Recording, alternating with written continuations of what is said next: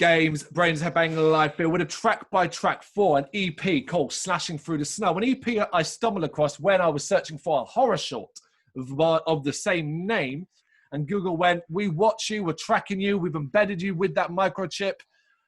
This is what you're actually looking for. And it was a metal EP by various artists. And my initial thought was, all right, cool. You know, I'm not a big fan of the whole let's do a deathcore album Christmas style because it tends to be cheesy shit. But after seeing some of the names and knowing one of them and having interviewed them on this very channel, I thought, yeah, let's check this shit out. And it was released on Christmas Eve 2014 from 6 death metal, deathcore, grindcore underground bands, namely Wolverdonia, Bastion Master, Before the Harvest, Cerebus, and Cunt Cuntley. The 6th one, I've left separate because we're confused. The reason being is because the information seems to be different. On YouTube, it's listed as The Cake is a Lie. Portal reference, I guess. However, on Bandcamp, Wolverdonia's Bandcamp, it's listed as Harrigan. Anybody know the score there? Because the Facebook page for Harrigan doesn't work, at least that I could find. And it was released in 2014. And where The Cake is a Lie, a melodic German hardcore band, does exist, this was released 2014. And I'm not scrolling through 6 years worth of Facebook posts to try and find out if it exists. Yep. Either way, we'll get to the track when we get to it. So yeah, this EP, I quite like this in the end, I'll admit. Yeah, I've got mixed feelings about it. All right, okay, cool. All right, we'll begin with Wolverdonia, and they do "Twas the Night Before Christmas." Now, I do love this band. Yeah, it's a very pun-heavy EP. I do love this band. The latest album, Mob Justice, is a banger. And as I said, we had a great interview with them earlier this year. Check that out. And for me, unsurprisingly, this is an absolute beast of deathcore heaviness that bears little resemblance to the original track, "Twas the Night Before Christmas." I do love the breakdown, though. The image of furious metalheads stomping along to a Christmas track ended up making me laugh.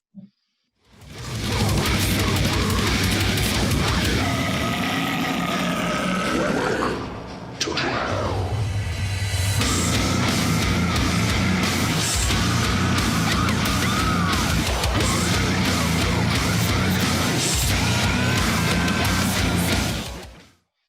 Yeah, I mean, I think it's a nice bit of grind. It's heavy, it's in your face.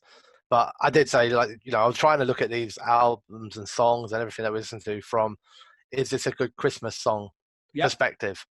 And it's so much of it is indeterminable. You could tell me this was a Halloween or Easter or a Hanukkah song, and I wouldn't argue that it was Christmas. Absolutely.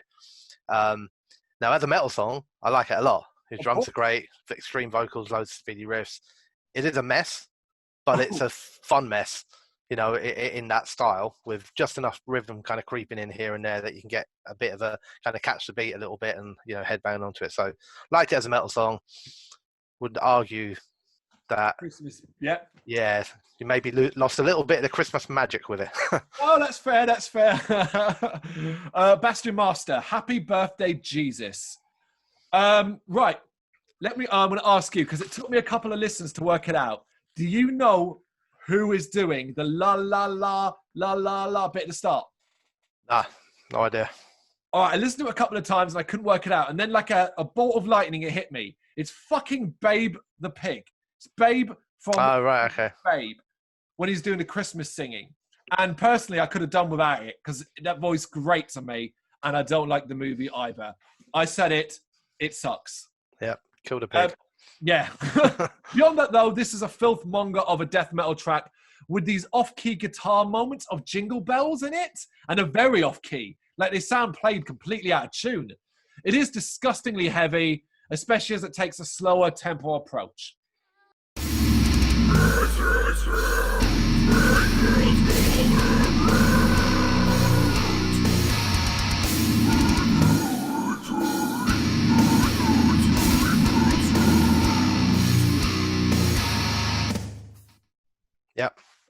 Yeah.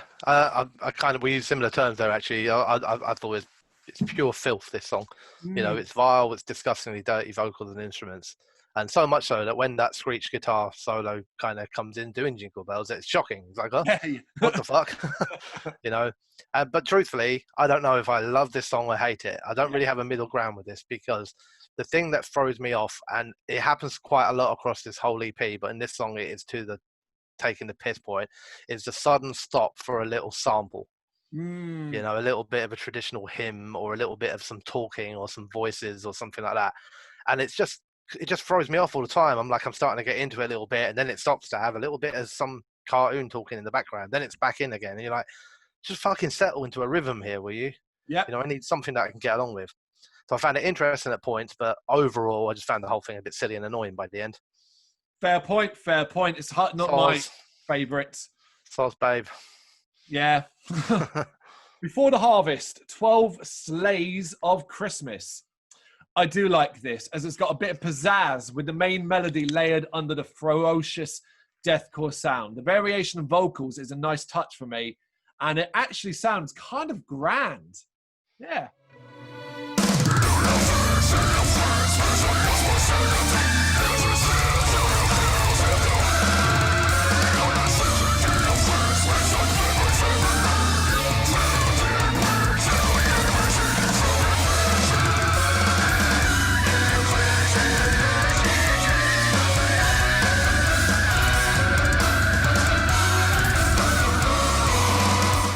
And I don't like this song, 12 Days of Christmas, but I think they do a good version.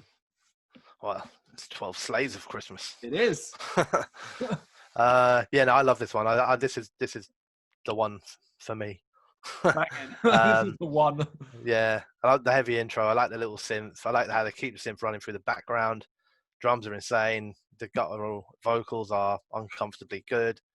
Although I did point out, there's obviously more than one singer in play on this song. You know, there seems to be at least 3 or 4, but it may just be 1 or 2 that have like different tones. There's at least 2 because at least 2. Yeah, sure. But I think to try and represent a different day, they sort of tried to use a different like tone to the vocal. And there's one in particular which I think is like the second one along, so on the 11th day of Christmas or whatever. Excuse me, which I just hated. I hated his voice. Yeah. I had a vision in my head of him singing with a mouthful of food and it all dripping out, and I was just like, and I don't know why I listened to it, and that's what I pictured, and then I couldn't get it out of my head. It was like, just spit that out before you sing. What the fuck's wrong with you? And I know he probably didn't, but it was whatever he was trying to do with his voice. It didn't sound cool. It sounded like he was eating a Yorkie or some shit, you know. But aside from that, I thought this whole song was fucking brilliant, fantastic. I thought it was unique, it was clever. It's done in a way that like it just works. It's really, really brilliant. Like grand's a good word for it. And the best thing about it, so compared to the songs that came before it so far, is that judging it as a Christmas song, it is still very clearly a Christmas song. Yeah. You know? So yeah, huge success. Brilliant version. Well done, Before the Harvest, man. You got Brendan's approval. Right, it's either Harry Gin or The Cake is a Lie next for Merry Motherfucking Christmas. I love the violent intro and the grinding chaos that follows. It's so chaotic. For me, it's hard not to have a smile on my face.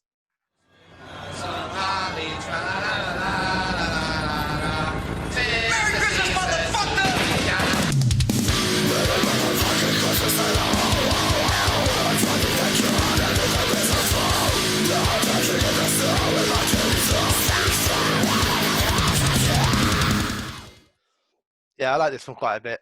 Yeah, it's got it's got a bit more of the kind of core sort of vibe, the deathcore or hardcore vibe. Lots of good headbanging beats, good guitar work.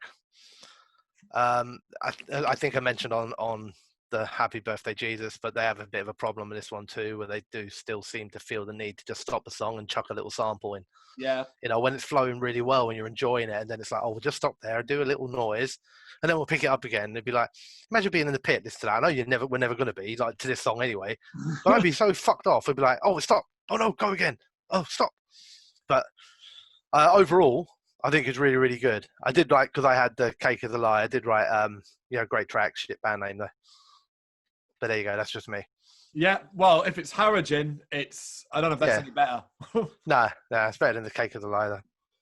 Yes. Cerebus, Satan Bells. Nothing too complex here. Chunky ear-ringing version of Jingle Bells that sounds muddy, delectably muddied. Although I was all right with it until later in it, you get these vocal squeals. And you know what I'm talking about when I say squeals? Like a fucking pig that's stuck in a fence. That just what made me go, nah, man, that's not working for me at all.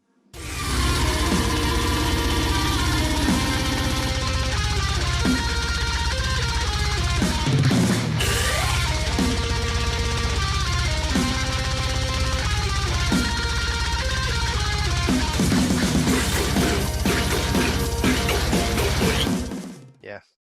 I mean, my first point was, like, I laughed and they failed on the pun. Everyone else has got Christmas, Crushmas, 12 Slaves of Christmas. They had Jingle to work with, and they were, Satan bells. The fuck? So I was a bit like, well, couldn't come up with a pun for Jingle, could they? But I'm quite similar, I think, to you on this. I personally, I hate the intro. Absolutely hate it. The weird music bothers me amazingly, but I do love it musically when it kicks in. The kind of blur shout can fuck right off, and I don't like the vocals at all. Musically, I love it. The guitars are excellent. The drums are excellent throughout. I just can't listen to it because of the vocals. Yeah, I think it's I agree. Vocals ain't great in this one. And then the last two tracks both come from Cuntly. Starting with Frosty the Snowman. The synthy intro gives way to blast beats that put a silly smile on my face. It's a crap track to cover and has been done to death already. But I do actually like this version. It's got guitar. Its guitar nails the melody and the vocals spit venom. And there's a guitar solo that I think is pretty damn good as well. Considering it's Frosty the Snowman, I think they give it a decent go.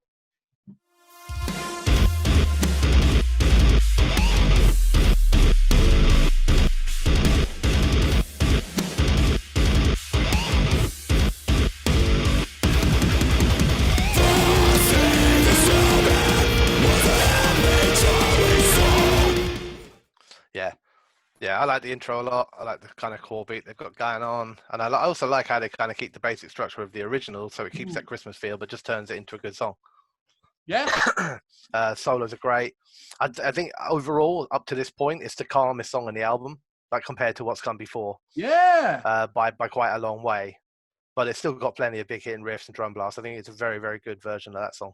Were you as surprised as I was when I don't know this band? I saw the name Cuntly. I went, well, this deathcore grind band.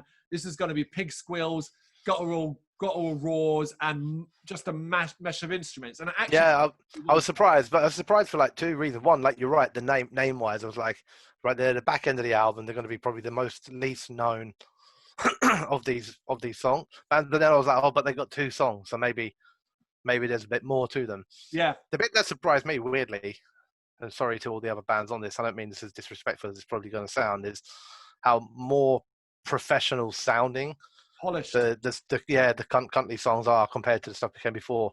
Yep. They are, don't get me wrong, they're in the same area, ballpark genre-wise, but I could understand if Cuntly were not on this EP. Do you know what I mean? It's almost like it's a bit strange. I think they stand out, but I think they stand out for good reasons. Yep. Maybe it's got something to do with your name, guys. Yeah. You know? Yeah, you're not going to see that at the top of the download poster at any point soon, are we? Not likely. And the second track they do is All I Want for Christmas Is You, Mariah Carey cover. I hate this fucking track. I hate this fucking track. I hate this fucking track. So a cover has to be fucking brilliant. I mean, out of this world for me to ever enjoy it. This isn't a brilliant cover. Serviceable. It's not a bad thing because it's serviceable, but I hate this fucking track, so I hate this version. Simple as that.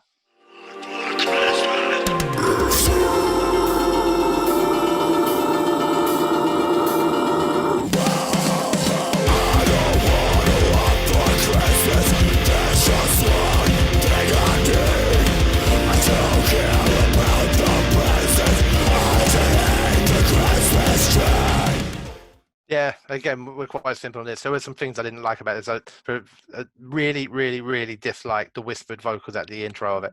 Really don't like that. They proper grated on me, man. Yeah.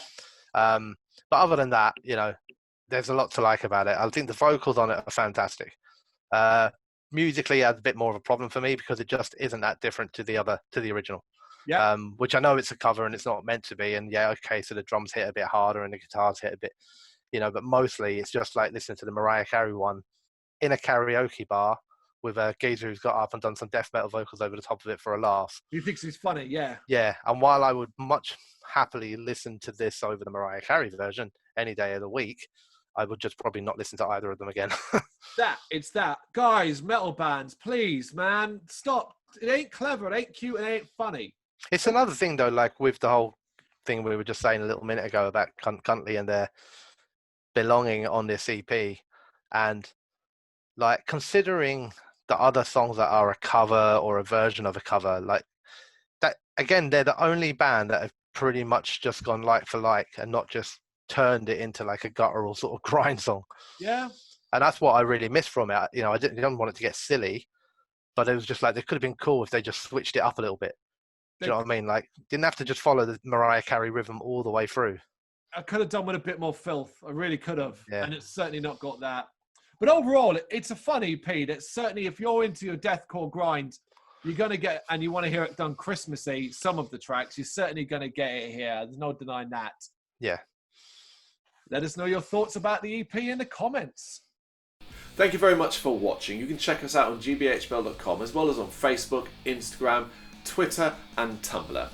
Go to Patreon to help us out over there. That's patreon.com/gbhbl, as well as Big Cartel, where you can find some of our merchandise. We have a podcast running on SoundCloud and Apple Podcasts. And of course, if you like this video, do us a favour, hit the subscribe button and help the channel grow. Games, horror and heavy metal. What else is life for?